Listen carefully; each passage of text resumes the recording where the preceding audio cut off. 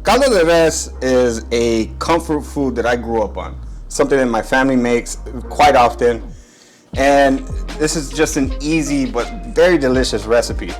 Now, to start off with our beef, you can use beef shank, you can use chuck roast, you can use brisket flats.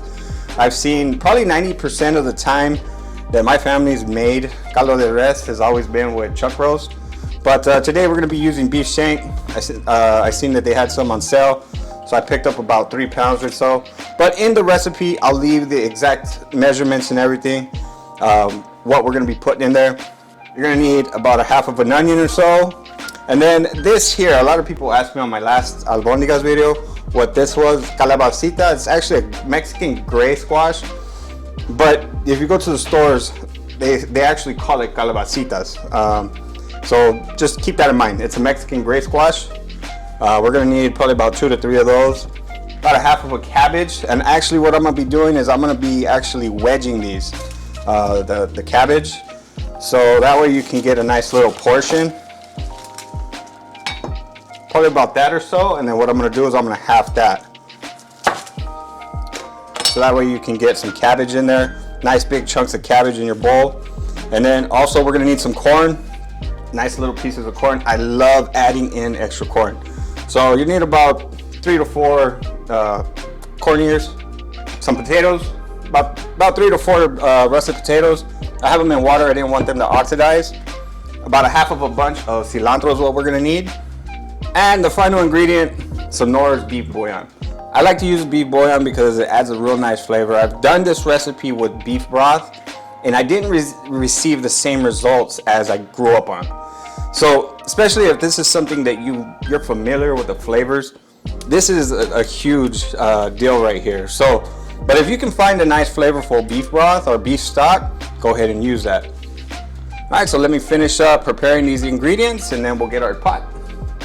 So we're gonna start off with 16 cups of water in a pot, and I got a full blast right now. We're gonna bring this to a boil. Now that we have our water boiling, now we're gonna be adding in our beef bouillon. Now I'm gonna add in about 2 to 3 tablespoons just until it gets a nice flavor. Now you wanna add the beef bouillon when it's warm because when it's cold, it's not gonna mix well. It's just gonna get clumped up and it won't dissolve. Go ahead and add another tablespoon. So right now you're just pretty much seasoning it to taste. I mean, other than this, I'm not adding no salt to this. So, I mean, there is sodium in the beef bouillon, but it's not overpowering. So once I get the liquid seasoned correctly, then that's pretty much it. We're just gonna be cooking our ingredients. All right, that's perfect right there. Now we're gonna go ahead and add in our beef shanks. Now since these have the bone and all the marrow inside, that's gonna add some extra flavor. So now we're gonna just go ahead and cover with the lid slightly, not all the way closed. So we're gonna let that go for about 45 minutes. We're gonna let the beef break down and get nice and soft, and we're gonna let that bone marrow just melt into the soup. So I'll see you guys in about 45 minutes. Okay, so after about 40 minutes, we got this big boiling pot of goodness. So let's get in there. Looking good. So that actually still needs more time to break down. So we're gonna go ahead and just start adding in all our ingredients, and it's gonna finish off that beef also. Now, one thing I did forget, I forgot to say to add some carrots. You know, about 4 or 5 carrots, depending on how much you want in there. Also, how much you're feeding. So now what we're gonna be doing is we're gonna go ahead and add in all of our other ingredients. The only thing that I'm gonna hold back is the squash. The squash cooks really fast. You don't need to put it in there right now. Go ahead and add in our potatoes. Add in our sliced up onion. Go ahead and add in our cabbage. We'll go ahead and add about 1/3 of a bunch of cilantro, just to add some flavor. All right, now let's go ahead and give everything a mix. Now, as you can see, the temperature of the water's dropped because we added in all those ingredients. Now, the potatoes will take probably about 10 to 15 minutes after it comes back to temperature and boiling. We don't want those really soft. We want them just, you know, you don't want mashed potatoes. You want just a nice soft potato, but where it keeps its form. So we're gonna check on it in about 10 minutes, and then we're gonna add in our squash and our corn, and then we'll put it all together. Go ahead and cover, let it come back to boil, and then once it starts boiling, in about 10 minutes, we'll add in everything else. All right, so it's been about 15 minutes. Go ahead and check on our potatoes. Okay, so as you can see, we still got structure on that, but you want to be able to just slice through. So we're gonna go ahead and add in our corn and our squash and just get some cook time on those. The squash cooks really quick, but I do have to say, this smells fantastic.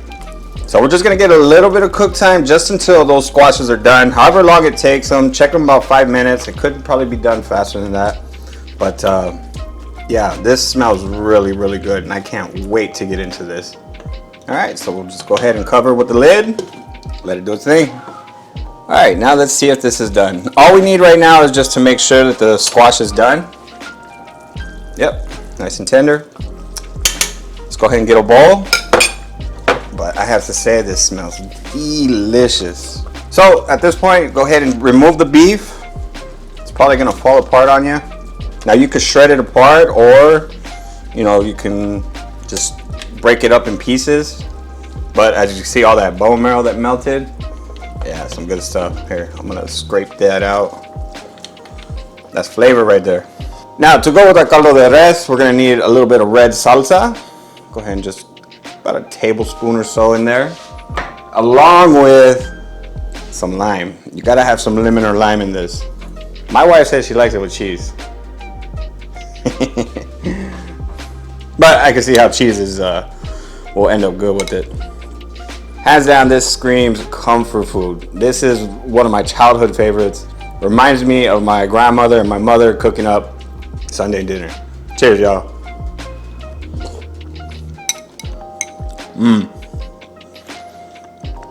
This broth has so much flavor.